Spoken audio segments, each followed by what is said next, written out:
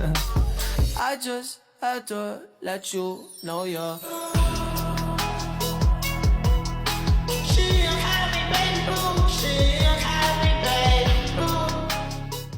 Assalamualaikum warahmatullahi wabarakatuh. Perkenalkan, saya perwakilan dari kelompok 21. Di sini saya akan mempresentasikan hasil diskusi kelompok kami mengenai pharmacovigilance obat Buflomedil. Sebelumnya, perkenalkan, adapun anggota kelompok kami, yang pertama di sini dengan saya sendiri, Kofifah Dwi Oktavia. Kemudian yang kedua ada Lindelia Sinaba, dan yang terakhir ada Rayhana Abdul Razak. Langsung saja pada pembahasan pertama, yaitu identifikasi obat Buflomedil. Buflomedil adalah obat untuk mengatasi cerebrovaskular dan penyakit arteri perifer. Obat ini juga digunakan untuk pasien stroke iskemik yang terjadi akibat penyempitan pembuluh darah pada otak. Nama generiknya yaitu Buflomedil hidrokloride atau Buflomedil hidroklorid. Nama dagang Loftil, golongan terapinya yaitu vasodilator perifer. Indikasi awal, Buflomedil awalnya diindikasi untuk mengobati penyakit pembuluh darah, baik perifer maupun cerebrovaskular. Selanjutnya, efek samping berat. Yang pertama di sini neurologis berat, seperti kejang dan kondisi kejang berkepanjangan, gangguan neurologis lain seperti kebingungan dan kehilangan kesadaran. Kemudian yang kedua, kardiovaskular berat, seperti irama jantung abnormal yang berat termasuk takikardia atau gangguan konduksi jantung. Kemudian yang kedua, penurunan tekanan darah yang tajam atau hipotensi berat, risiko henti jantung, risiko yang lebih tinggi terjadi terutama pada pasien lanjut usia atau dengan gangguan fungsi ginjal. Kemudian yang ketiga ada risiko toksisitas karena indeks terapi yang sempit, seperti perbedaan kecil antara dosis terapi dan dosis toksik, risiko keracunan meningkat terutama pada pasien usia lanjut, risiko lebih tinggi pada pasien dengan gangguan fungsi ginjal. Selanjutnya, kejadian tak diinginkan. Yang pertama, risiko serius pada penggunaan dosis terapi. Sebelumnya, Buflomedil dianggap efektif untuk penggunaan arteri perifer, namun evaluasi keamanan menunjukkan bahwa efek neurologis dan kardiovaskular serius dapat terjadi bahkan pada penggunaan dosis terapi normal, bukan hanya pada overdosis. Kemudian yang kedua, indeks terapi sempit yang tidak disadari awalnya. Awalnya risiko dianggap dapat dikendalikan dengan pembatasan dosis, namun kemudian diketahui bahwa perbedaan kecil antara dosis terapi dan dosis toksik membuat obat ini tetap berisiko tinggi terutama pada pasien dengan gangguan ginjal.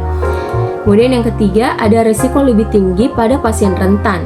Tidak diantisipasi sebelumnya bahwa pasien lanjut usia dan pasien dengan gangguan fungsi ginjal memiliki risiko jauh lebih tinggi mengalami reaksi serius akibat akumulasi obat.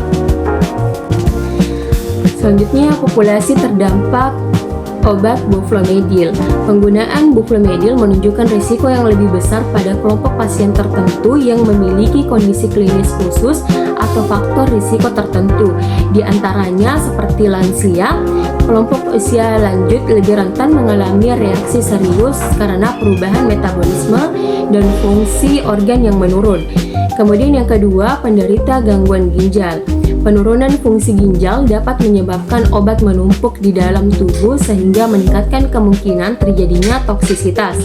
Kemudian yang ketiga, ada pasien dengan riwayat penyakit jantung. Individu dengan gangguan irama jantung atau penyakit kardiovaskular memiliki risiko lebih tinggi mengalami komplikasi jantung. Kemudian yang keempat, ada pasien dengan kondisi neurologis.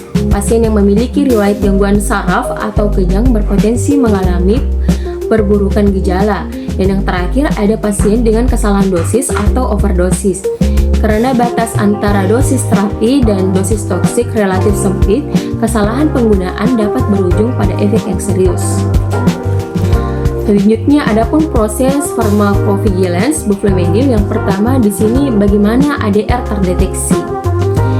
Jadi sumber ADR terdeteksi itu dengan laporan spontan tenaga kesehatan, sistem pelaporan nasional pharmacovigilance, database EUDRA Vigilance atau Uni Eropa, evaluasi literatur ilmiah, peningkatan laporan kejang dan aritma memicu evaluasi keamanan lebih lanjut oleh regulator.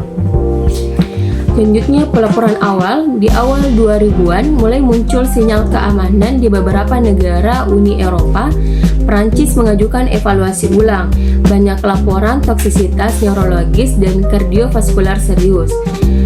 Investigasi regulator. European Medicines Agency melalui Committee for Medicinal Product for Human Use melakukan review menyeluruh dari 2011 sampai 2012 dan hasil evaluasinya bukti efektivitas klinis dinilai terbatas, risiko efek samping berat, signifikan dan mengancam jiwa. Pembatasan dosis sebelumnya tidak cukup untuk mengurangi risiko. Selanjutnya, adapun keputusan regulator terhadap obat Buflomedil. Yang pertama itu penarikan obat. Setelah dilakukan evaluasi menyeluruh oleh CHMP di bawah EMA, disimpulkan bahwa risiko Buflomedil lebih besar daripada manfaat klinisnya. EMA merekomendasikan penangguhan izin beredar seluruh sediaan Buflomedil di Uni Eropa pada akhir tahun 2011. Kemudian yang kedua, pembatasan penggunaan.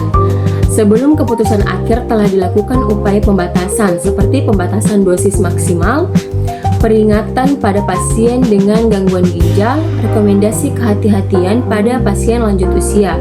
Kemudian yang ketiga, peringatan keamanan. Hasil investigasi menunjukkan bahwa Buflomedil memiliki jendela terapeutik yang sempit. Perbedaan antara dosis terapi dan dosis toksik sangat kecil. Resiko overdosis tidak disengaja cukup tinggi. Efek samping serius lebih sering terjadi pada pasien lanjut usia dan pasien dengan gangguan ginjal. Selanjutnya, dampak terhadap praktik farmasi. Yang pertama di sini penguatan evaluasi manfaat risiko. Kasus Buflomedil menunjukkan bahwa obat dengan manfaat terbatas dan risiko serius tinggi perlu dievaluasi ulang sebelum direkomendasikan dalam terapi. Kemudian yang kedua, kewaspadaan terhadap obat berisiko tinggi. Obat dengan potensi efek neurologis dan kardiovaskular berat memerlukan monitoring dan perhatian ekstra dalam pelayanan farmasi. Kemudian yang ketiga, screening faktor risiko pasien. Penilaian fungsi ginjal dan kondisi klinis pasien menjadi langkah penting untuk mencegah akumulasi obat dan toksisitas. Kemudian yang keempat, sistem double check pada obat margin sempit. Obat dengan jendela terapeutik sempit memerlukan verifikasi dosis yang ketat untuk mencegah kesalahan dan overdosis. Kemudian yang kelima, peran aktif dalam pharmacovigilance. Pelaporan ADR oleh farmasis berperan penting dalam mendeteksi sinyal keamanan dan mendukung keputusan regulator.